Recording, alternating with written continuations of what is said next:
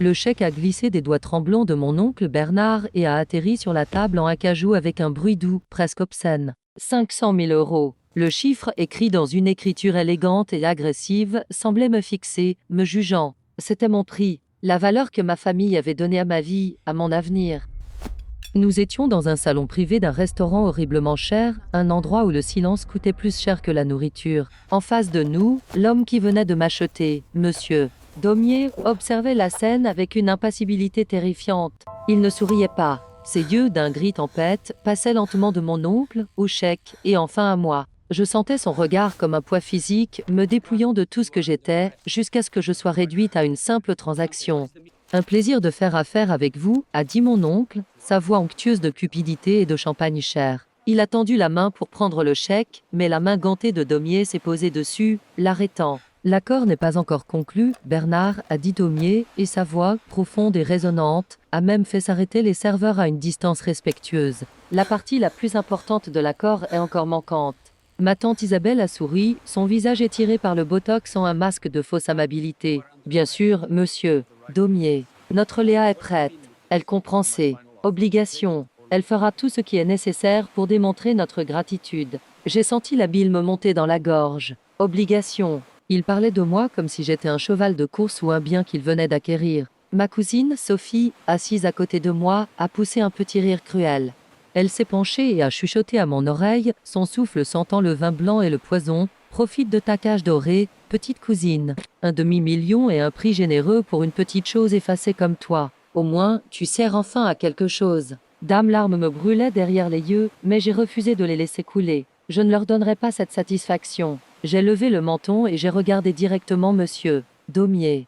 Si j'allais être vendu, au moins je regarderais mon acheteur dans les yeux. C'est à ce moment-là que son expression a changé. Pendant une fraction de seconde, j'ai vu quelque chose dans ses yeux gris, quelque chose qui n'était pas de la froideur ou des affaires. C'était une étincelle de compassion. Ou était-ce quelque chose de plus sombre, de plus calculé? La gratitude ne m'intéresse pas, Isabelle, a poursuivi Daumier, son regard fixé sur moi. C'est la loyauté qui m'intéresse. Et la loyauté, ça se démontre. Léa, il a prononcé mon nom pour la première fois et il a sonné étrange, presque puissant, dans sa bouche. Comprenez-vous les termes de notre accord? J'ai dégluti, ma gorge me semblant du papier de verre. Je comprends que ma famille a accepté votre offre pour sauver la compagnie, et je dis, ma voix plus ferme que je ne l'espérais. Incorrect, m'a-t-il corrigé, et la froideur dans sa voix a tranché l'air.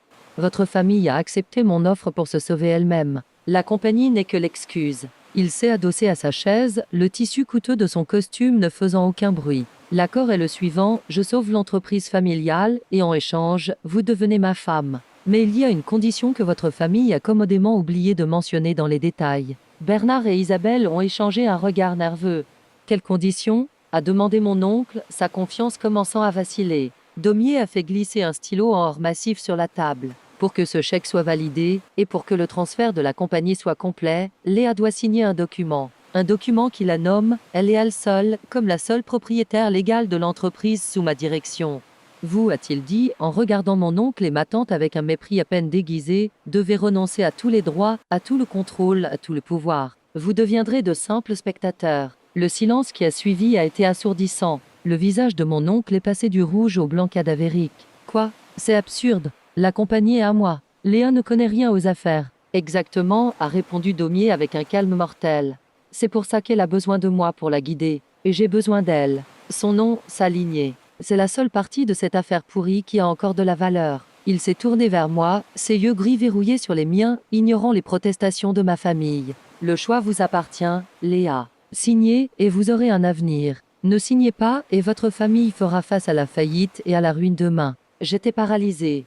Il ne m'achetait pas pour tout donner à ma famille. Il les sortait de l'équation. Il me donnait un pouvoir que je ne comprenais pas et une responsabilité qui me terrifiait en échange de ma liberté. C'était une offre impossible, un piège dans une cage. Ma famille me regardait avec panique et haine. Ils m'avaient vendu, mais maintenant, par une cruelle ironie du sort, leur salut dépendait de mon accord pour être vendu selon les termes d'un étranger. Il n'était pas juste un acheteur, c'était un joueur. Et il venait de changer toutes les règles du jeu. Et pour la première fois cette nuit-là, j'ai réalisé que ma vente n'était pas la fin de mon histoire. C'était le début de la sienne. La ruine a une odeur particulière. Dans la vieille maison de couture Montaigne et compagnie, L'entreprise que mes grands-parents avaient construite de toutes pièces à Toulouse, elle sentait la poussière, le désespoir et les tissus oubliés. 3 semaines avant ma vente, l'atelier, qui était autrefois le cœur vibrant de la marque, était presque silencieux. Il ne restait que 3 couturières, des femmes âgées dont les mains fidèles connaissaient les secrets de chaque point, et moi. Je faisais tout, je créais, je coupais les patrons, je balayais le sol et je répondais aux appels des créanciers qui n'arrêtaient pas de sonner. Mon oncle Bernard, qui se faisait appeler le PDG, mettait rarement les pieds à l'atelier. Il restait dans son luxueux bureau à l'étage, probablement en train de surfer sur Internet pour de nouvelles voitures de sport ou de planifier un autre voyage d'affaires à Saint-Tropez. Ce jour-là, la catastrophe finale est arrivée dans une enveloppe avec l'entête de la banque. Saisie. Nous avions 30 jours pour rembourser tout le prêt ou le bâtiment, l'âme de ma famille serait mise aux enchères. J'ai couru à l'étage avec la lettre à la main, mon cœur martelant contre mes côtes. J'ai trouvé mon oncle Bernard et ma tante Isabelle en train de se disputer avec leur fille, Sophie. La dispute n'était pas à propos de l'entreprise. C'était à propos du créateur que Sophie allait choisir pour sa robe de bal. Oncle, ai-je interrompu, essoufflé, agitant la lettre. La banque, ils vont tout nous prendre. Bernard m'a arraché la lettre des mains. Il l'a lue, son visage pâlissant un instant, mais il s'est vite ressaisi avec son arrogance habituelle.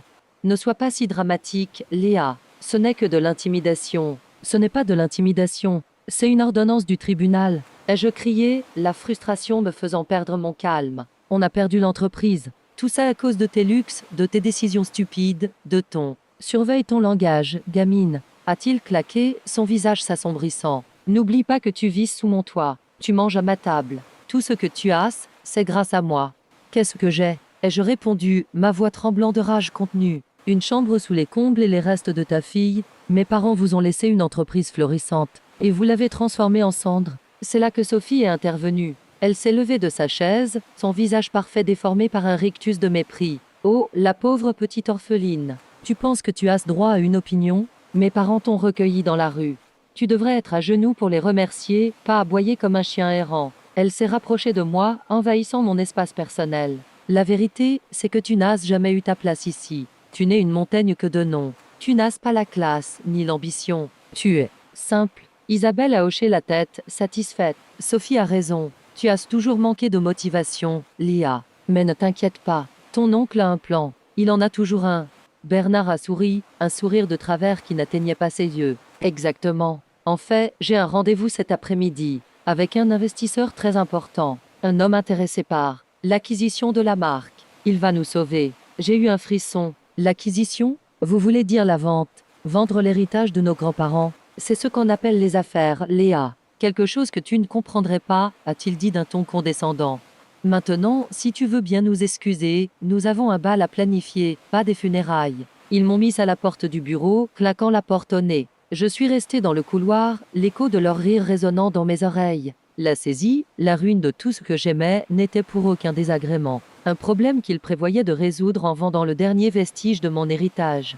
Je suis retourné à l'atelier silencieux, l'odeur de la poussière et du désespoir plus forte que jamais. J'ai regardé les vieux mannequins, les croquis de ma mère toujours accrochés au mur, le nom Montaigne et compagnie, brodés sur une étiquette de satin. Et j'ai juré en silence que je ne les laisserais pas tout détruire. Je me battrais pour ça, même si je devais le faire seul. Je ne savais pas que le plan de mon oncle n'impliquait pas seulement la vente de l'entreprise.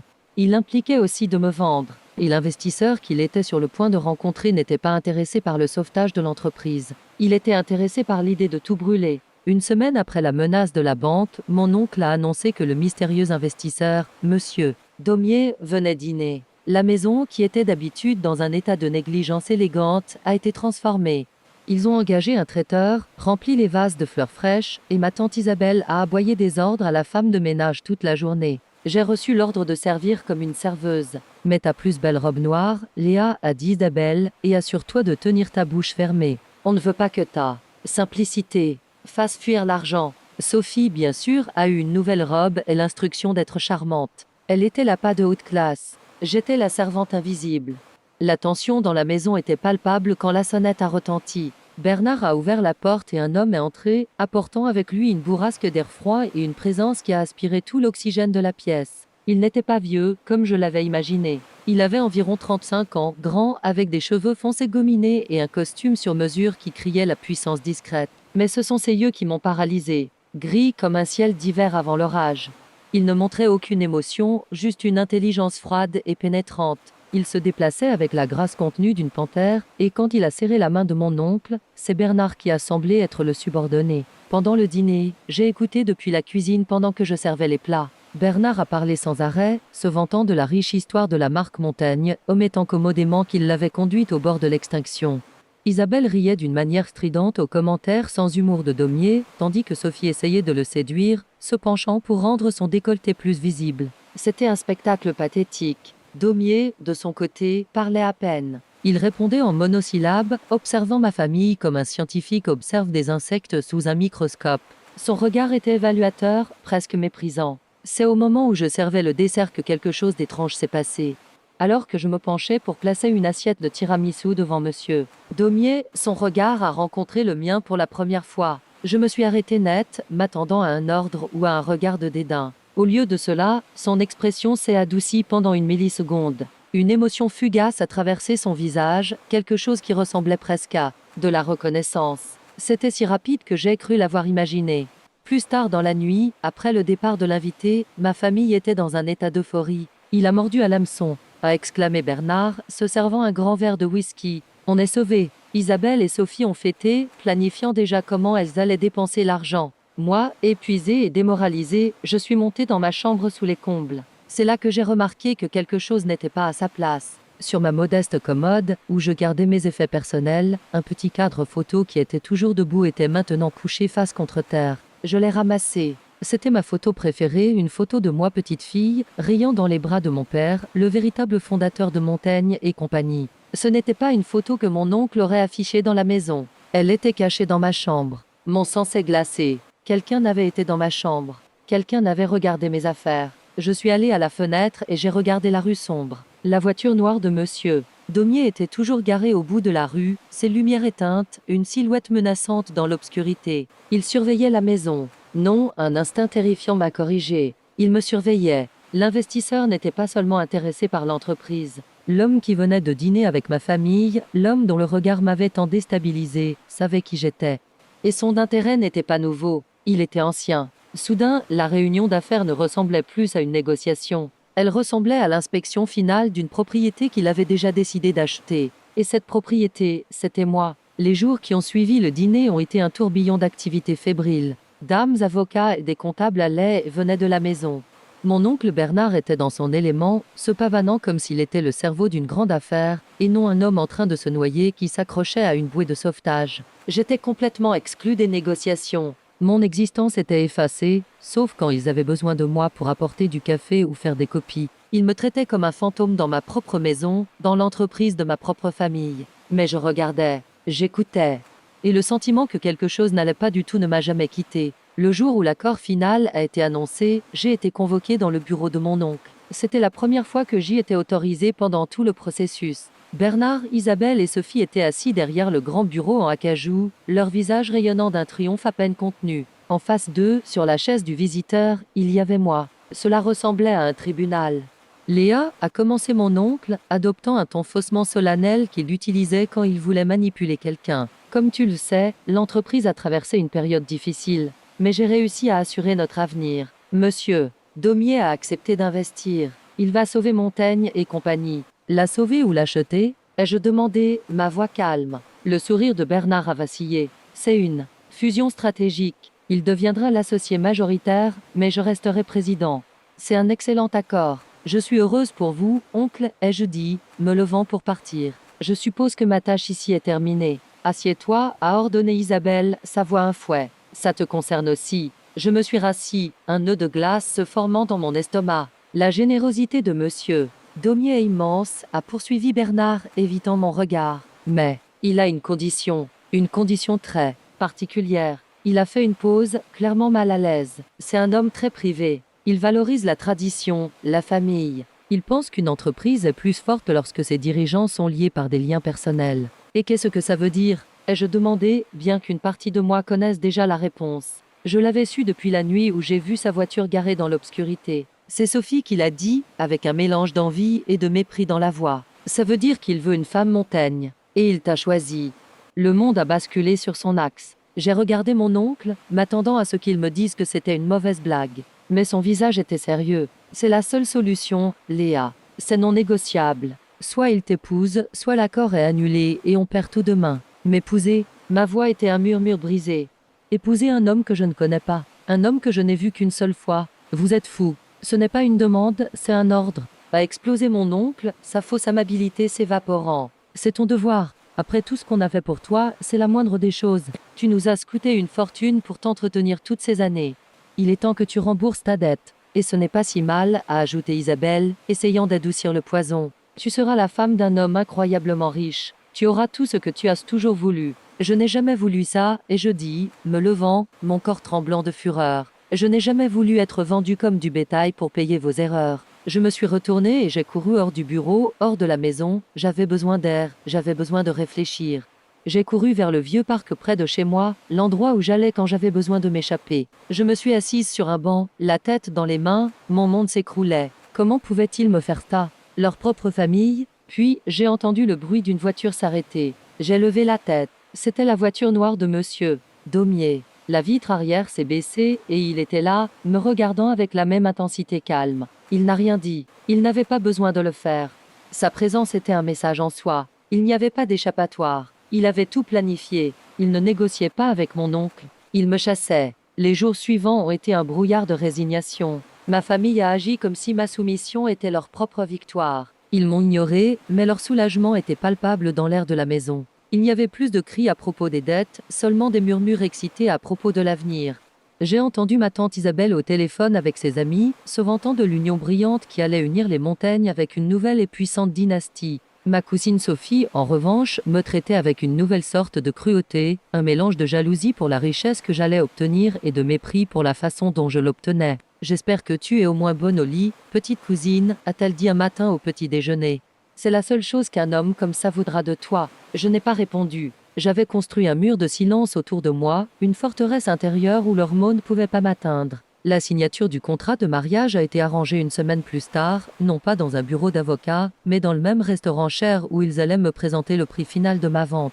Cette fois, cependant, l'atmosphère était différente. Elle était plus froide, plus formelle. Monsieur Daumier était là, flanqué d'une équipe d'avocats qui ressemblait à des requins en costume coûteux. Ma famille et moi étions assis en face d'eux, nous sentant petits et insignifiants malgré l'opulence du décor. Un avocat au visage acéré a fait glisser une pile de documents sur la table. « C'est le contrat de mariage standard », a-t-il dit, sa voix dénuée d'émotion. Il stipule que, en cas de divorce, Madame Montaigne n'aura droit à aucune partie de la fortune personnelle de Monsieur Daumier, mais recevra une généreuse pension à vie. Mon oncle Bernard a hoché la tête avec enthousiasme. « Excellent, excellent, très juste. » Il ne se souciait pas de mon avenir, seulement de la signature qui allait sauver son présent. J'ai pris le stylo, ma main se sentant étrange, comme si elle appartenait à quelqu'un d'autre. J'étais sur le point de signer quand l'avocat principal a levé la main. Il y a un autre document. Il a fait glisser un second dossier, beaucoup plus mince, sur la table. C'est un accord de confidentialité et de vente.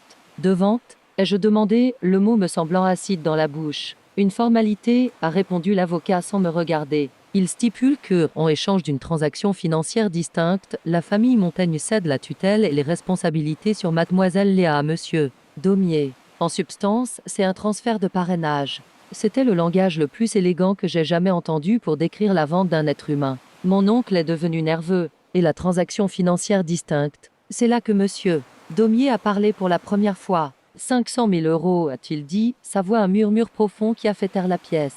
Un paiement unique au chef de la famille Montaigne, monsieur Bernard, en guise d'appréciation pour votre coopération. Il a sorti un carnet de chèques avec des mouvements précis et délibérés, a écrit le chiffre et a signé. Le chèque a été placé au centre de la table, un morceau de papier rectangulaire qui représentait toute ma vie. Bernard, Isabelle et Sophie l'ont regardé comme si c'était le Saint Graal. Leurs yeux brillaient d'une cupidité si pure qu'elle en était presque enfantine. « Signe, Léa », m'a pressé mon oncle, sa voix tremblant d'émotion. « Signe et tout ça sera à nous. » J'ai regardé le chèque, puis j'ai regardé le contrat. Et enfin, j'ai regardé monsieur Daumier. Il a soutenu mon regard, et encore une fois j'ai vu cette émotion étrange vaciller dans ses yeux. Ce n'était pas du désir, ce n'était pas de la possessivité. C'était quelque chose qui ressemblait dangereusement à de la pitié, comme s'il s'excusait pour le rôle qu'il me forçait à jouer. C'était déroutant, troublant. Pourquoi un homme qui m'achetait aurait-il pitié de moi? Quel genre de jeu était-ce? Avec le cœur noué, j'ai pris le stylo. J'ai signé mon nom sur la ligne pointillée. Le bruit de la pointe du stylo grattant le papier a été le son de ma liberté qui mourait. Mon oncle a arraché le chèque presque avant que j'aie levé la main. À cet instant, j'ai cessé d'être son problème. J'étais devenue la propriété d'un autre homme.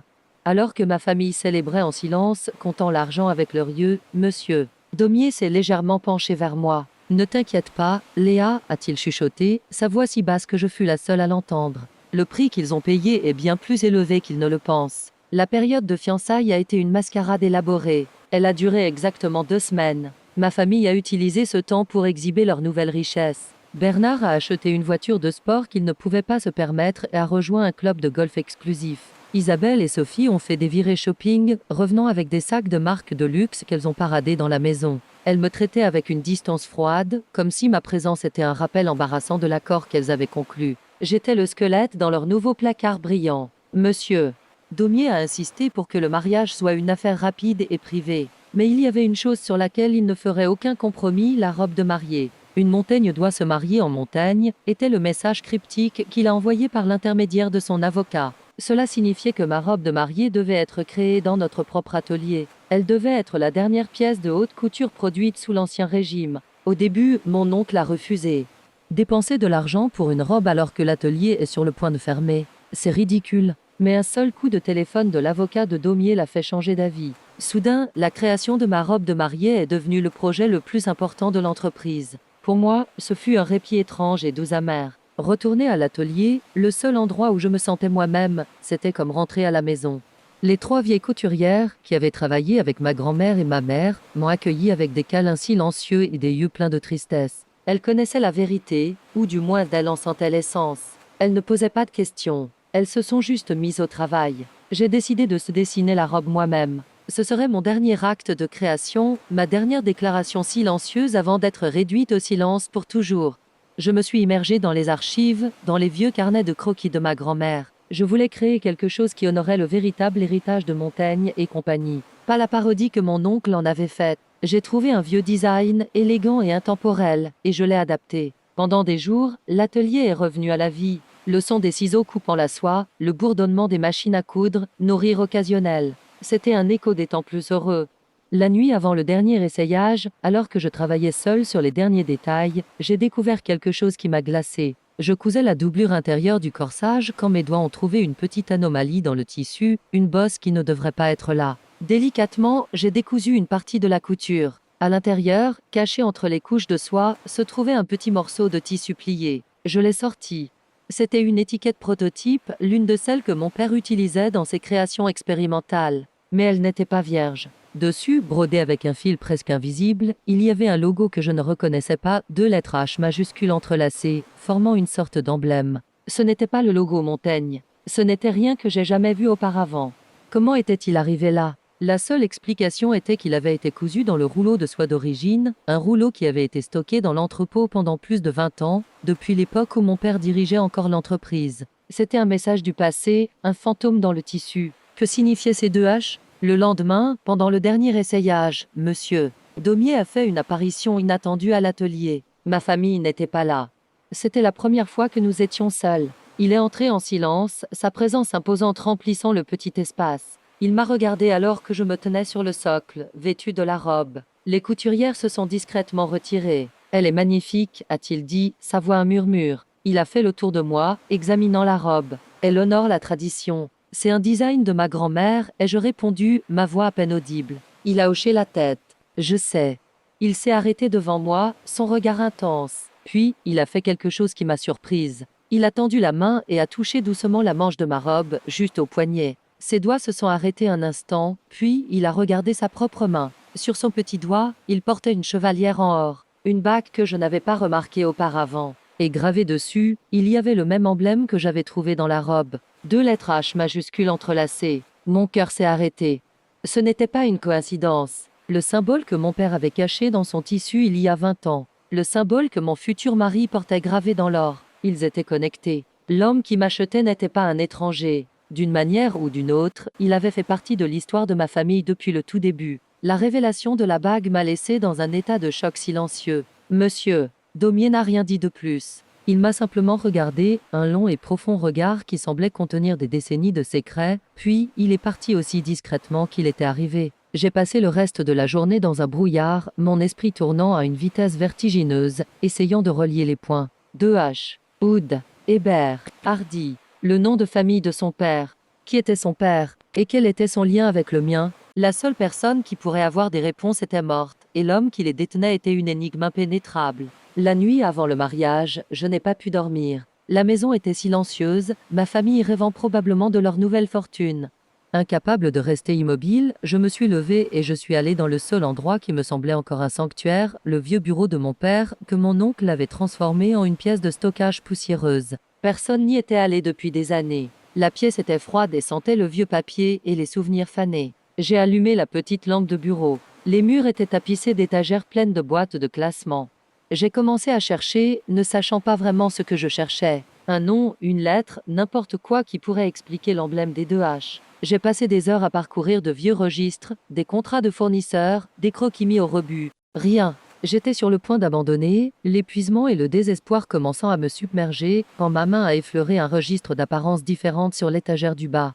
Il était plus ancien, relié en cuir craquelé, d'une époque avant que l'entreprise ne s'appelle Montaigne et compagnie. Je l'ai ouvert. Sur la première page, dans une écriture élégante, il y avait le nom original de l'entreprise, Montaigne et Hardy Création de haute couture. Mon souffle s'est bloqué dans ma poitrine. Hardy. Le second H. Ce n'était pas le nom de famille de Daumier. C'était le nom de famille d'un associé, le premier associé de mon père.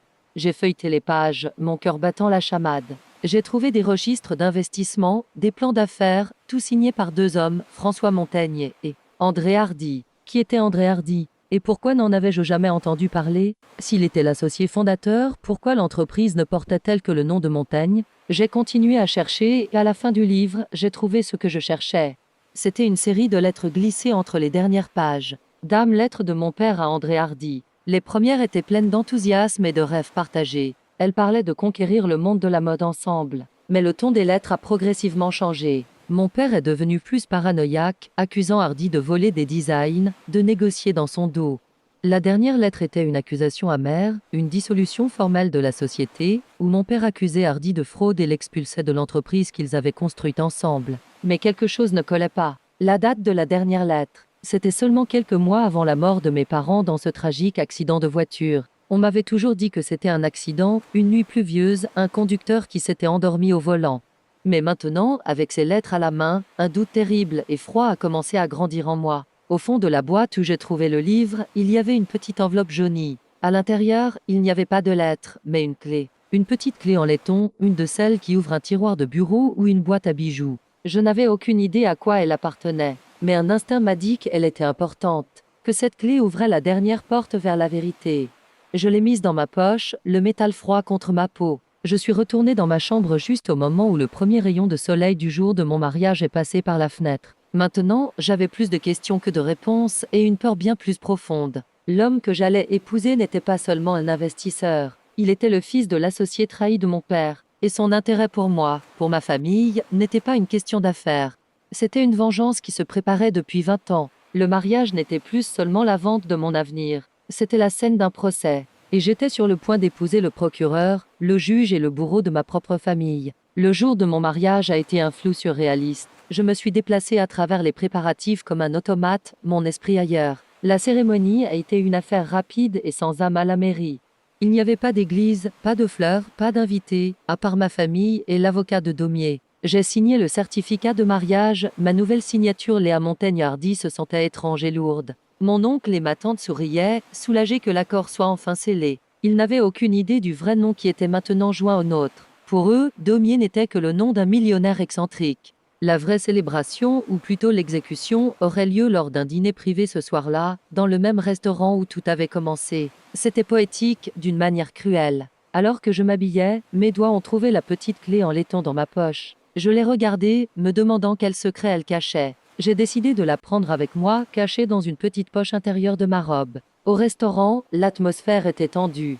Ma famille essayait d'être festive, mais leur joie était forcée, creuse. Monsieur Daumier, ou plutôt Martial, comme je savais maintenant que c'était son prénom, était plus silencieux et imposant que jamais. J'étais assise à côté de lui, sentant l'électricité statique entre nous. Nous étions des complices dans un blanc que je ne comprenais qu'à moitié. Il savait que je savais quelque chose, et je savais qu'il savait que je savais. Mais aucun de nous ne parlait. Le dîner s'est déroulé avec une lenteur torturante. Finalement, après le dessert, mon oncle Bernard s'est levé, un verre de champagne à la main. Son visage était rougi par le vin et l'arrogance. C'était son moment de gloire. « J'aimerais proposer un toast », a-t-il commencé, sa voix résonnant dans la pièce privée. « À mon nouveau gendre, monsieur Daumier, un homme de vision qui a su reconnaître la valeur durable de la marque Montaigne. Certains diraient que l'entreprise était en difficulté, mais j'appelle ça une restructuration. » Il a fait une pause pour que tout le monde rie de sa mauvaise blague. Grâce à sa générosité, l'héritage Montaigne ne va pas seulement survivre, il va prospérer. Et merci à ma nièce, Léa, d'avoir fait son devoir et d'avoir rendu cette merveilleuse union possible. Chaque mot était un mensonge enveloppé de condescendance. J'ai regardé Martial. Il m'a fait un signal presque imperceptible, un léger hochement de tête. C'était l'heure. « Merci, oncle », ai-je dit, ma voix sonnant étonnamment claire et forte. Je me suis levée. Tous les yeux se sont tournés vers moi. Puis-je ajouter quelques mots à votre toast ? Bernard a eu l'air surpris, mais il a souri avec indulgence. « Bien sûr, ma chère, la scène est à toi. Vous parlez de l'héritage Montaigne, ai-je commencé, regardant directement mon oncle. Mais je pense que vous avez oublié une partie importante de cet héritage. Vous avez oublié un associé fondateur. » Le sourire de Bernard s'est figé. « De quoi tu parles, Léa ? » « Je parle d'André Hardy, ai-je dit, et dire le nom à voix haute était comme allumer une mèche. J'ai vu un éclair de pure panique dans les yeux de mon oncle. Isabelle a haleté. « Je ne vois pas de qui tu parles, » a dit Bernard, trop rapidement. « Oh, je pense que si, » ai-je répondu, ma voix se durcissant. « Et je pense que monsieur Daumier le connaît très bien aussi. » Je me suis tournée vers mon mari. « Corrigez-moi si je me trompe, mais votre vrai nom n'est pas Daumier, n'est-ce pas ? C'est Martial. Martial Hardy. » Le silence qui est tombé sur la table était absolu, lourd et suffocant. Le masque d'impassibilité de Martial a finalement glissé, et à sa place est apparu un sourire. Mais ce n'était pas un sourire gentil. C'était le sourire d'un prédateur qui a finalement acculé sa proie. Mon père a toujours dit que la vérité, comme un bon design, finit toujours par se révéler. Bernard, a dit Martial, sa voix était de la soie et de l'acier. Et ce soir, nous allons déterrer 20 ans de vos mensonges, un par un. Le visage de mon oncle Bernard était devenu un masque de cire, pâle et en sueur sous les lumières du restaurant. Hardy, c'est ridicule. C'est une coïncidence. Tu es folle, Léa, a-t-il bégayé, cherchant du soutien. Mais ma tante Isabelle était trop occupée à regarder Martial avec une horreur qui déformait son visage, et Sophie nous regardait juste, la bouche ouverte, son esprit gâté incapable de traiter le drame qui se déroulait. Une coïncidence, a répété Martial, sa voix dangereusement douce. Il a pris une enveloppe en cuir de sa veste et l'a fait glisser sur la table. Ici, j'ai une copie du partenariat original Montaigne et Hardy. Et ici, a-t-il ajouté, sortant un autre document, j'ai le rapport de police de l'accident qui a tué vos parents, Léa. Un accident qui s'est produit de manière suspecte 3 jours après que mon père ait menacé d'exposer la fraude de Bernard. Mensonge ? Tout ça, ce sont des mensonges, a crié mon oncle, frappant la table.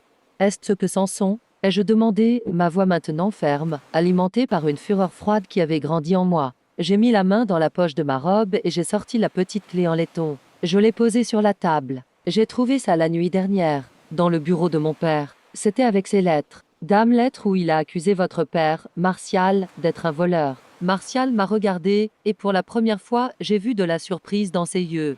Il ne s'attendait pas à ça. C'était une pièce du puzzle qu'il n'avait pas. Ça prouve que j'ai raison, a dit Bernard, s'accrochant à cette paille. François savait que Hardy était un criminel. Non, a dit Martial, son regard fixé sur la clé. Ça prouve que votre père était plus intelligent que je ne le pensais. Il a créé une fausse piste pour piéger le mien, anticipant que quelqu'un pourrait enquêter un jour. Son regard s'est tourné vers moi, rempli d'une nouvelle urgence. Savez-vous ce que cette clé ouvre, Léa ? J'ai secoué la tête. Non, mais je pense qu'elle est connectée à tout ça. Martial a souri, un sourire sincère pour la première fois. Il s'est tourné vers le serveur qui attendait dans le coin, pétrifié. « S'il vous plaît, apportez la boîte que j'ai laissée à la réception. » Quelques secondes plus tard, le serveur est revenu avec une belle boîte en bois poli, incrustée de nacre. C'était une cave à cigares ou une boîte à bijoux pour hommes. Elle avait une petite serrure en laiton sur le devant. Martial l'a placée au centre de la table. Mon père m'a donné cette boîte pour mes 10 ans, une semaine avant de mourir. Il m'a dit que c'était la chose la plus précieuse qu'il possédait et que je ne devrais jamais l'ouvrir avant d'être assez fort pour en comprendre le contenu. J'ai passé 20 ans de ma vie à croire que mon père avait été trahi et détruit. J'avais tort. Il s'est battu. Il a tendu la main sur la table. La clé, Léa. Je la lui ai tendue. D'une main ferme, il a inséré la clé dans la serrure. Le bruit du mécanisme qui tournait a résonné dans le silence mortel. Il a soulevé le couvercle. À l'intérieur, il n'y avait pas de bijoux ou d'argent. Il y avait un faux fond. Martial l'a soulevé, révélant ce qui se trouvait en dessous. C'était un petit journal relié en cuir et une série de microcassettes, le genre utilisé dans les enregistreurs d'espions des années 90. Mon père savait que Bernard allait le trahir, a expliqué Martial, sa voix pleine d'émotion contenue. Alors il a commencé à enregistrer leur conversation. Il a documenté chaque mensonge, chaque menace, chaque transaction frauduleuse. Il a pris l'une des cassettes. Et je suspecte qu'ici, dans ce journal, se trouve la vérité non seulement sur l'entreprise, mais sur la mort de vos parents. La couleur a complètement disparu du visage de mon oncle. Il s'est levé brusquement, sa chaise tombant en arrière avec un fracas. Il a essayé de courir, mais deux hommes qui étaient assis discrètement à une table voisine se sont levés et ont bloqué son chemin. Ce n'étaient pas des convives. C'étaient les avocats de Martial, ou quelque chose de plus. « Où allez-vous, Bernard ?» a demandé Martial, sa voix un fouet. Le spectacle ne fait que commencer, et vous êtes le protagoniste principal. Les hommes de Martial ont forcé mon oncle à se rasseoir. L'un d'eux a pris un petit magnétophone de sa mallette. Martial a choisi une cassette au hasard et la lui a tendue. « Mettons de la musique de fond pour le dessert », a-t-il dit avec un calme terrifiant. L'avocat a appuyé sur play. La voix de mon père, François Montaigne, a rempli la pièce, déformée par la vieille bande, mais reconnaissable. « Tu ne peux pas me faire ça, Bernard. On est de la famille. Je t'ai accueilli quand tu n'avais rien. » Puis, la voix de mon oncle, plus jeune, mais avec la même arrogance vénéneuse. « La famille ne paye pas les factures, François. Et tu es devenu mou. Cette entreprise a besoin d'un leader fort, pas d'un rêveur. Signe les papiers, cède-moi le contrôle total, ou je m'assurerai que ton cher associé Hardy coule avec toi. » L'enregistrement a continué. C'était une conversation horrible où mon oncle faisait du chantage à mon père, menaçant d'utiliser la fausse preuve qu'il avait créée pour détruire André Hardy si mon père ne cédait pas le contrôle total de Montaigne et compagnie. Mon père a refusé, protégeant son ami jusqu'à la fin. Martial a arrêté la bande. Mon père n'a jamais su ça, a-t-il dit, sa voix étranglée par l'émotion. Il est mort en pensant que ton père l'avait trahi, Bernard. Mais en réalité, votre propre frère essayait de le protéger. Et il l'a payé de sa vie. Il a ouvert le journal. Il a lu la dernière entrée, écrite de l'écriture pressée de mon père la nuit de sa mort. Bernard est hors de contrôle. Il m'a menacé. Il dit que si je ne lui cède pas l'entreprise, il va s'occuper de nous. J'ai dit à André de quitter le pays avec son fils. Je lui ai donné la boîte, la seule vraie preuve de tout ça. Je ne sais pas ce qui va se passer. Je vais le confronter ce soir. Que Dieu nous protège. Larmes coulaient sur mon visage de manière incontrôlable. Mon père n'avait pas été un lâche. Il avait été un héros. Et mon oncle était un monstre. Et l'accident n'était pas un accident, a continué Martial, sa voix maintenant un tonnerre. C'était un meurtre. Et vous avez passé les 20 dernières années à vivre du sang de votre propre frère. Il s'est levé, sa silhouette imposante dominant la table. L'accord que nous avons signé ce matin a une clause très spécifique, Bernard. Il stipule que si un acte de fraude ou une activité criminelle dans l'histoire de l'entreprise est découvert, tous les actifs sont gelés et reviennent aux héritiers de l'associé fondateur d'origine. Ça veut dire que l'entreprise, la maison, les voitures, chaque centime que vous pensions être à vous, appartient maintenant à moi. Non, vous ne pouvez pas, a bégayé Bernard. Oh, si, je peux, a dit Martial.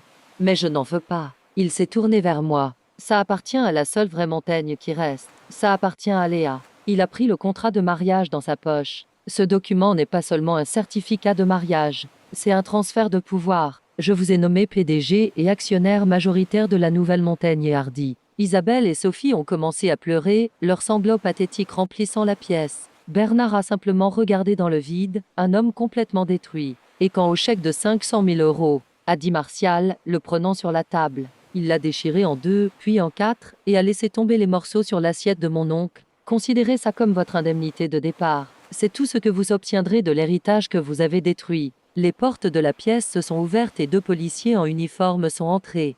Les hommes qui avaient bloqué la sortie de mon oncle étaient, en fait, des détectives. Bernard Montaigne, a dit l'un d'eux, vous êtes en état d'arrestation pour suspicion de fraude, d'extorsion et de complot en vue de commettre un meurtre. Alors qu'ils emmenaient mon oncle, un homme brisé et fini, Martial est venu vers moi. Il a pris ma main. Je suis désolé, Léa. Je suis désolé que vous ayez eu à traverser ça. Je l'ai regardé, à travers mes larmes. Vous m'avez acheté. Non, a-t-il répondu, sa voix était douce. Je vous ai libéré, et j'ai réclamé l'honneur de nos pères. Il a regardé la boîte sur la table, l'héritage qui avait enfin été révélé. Votre famille vous a vendu pour se sauver d'un crime. Je vous ai amené à cette table pour que vous soyez témoin de la justice. Le prix n'a jamais été pour vous, il a toujours été pour eux. J'ai regardé les morceaux du chèque, les visages détruits de ma tante et de ma cousine, et l'homme qui m'avait acheté seulement pour me donner tout. La vengeance était complète. Le passé avait été réécrit. Et pour la première fois de ma vie, j'étais la maîtresse de mon propre avenir.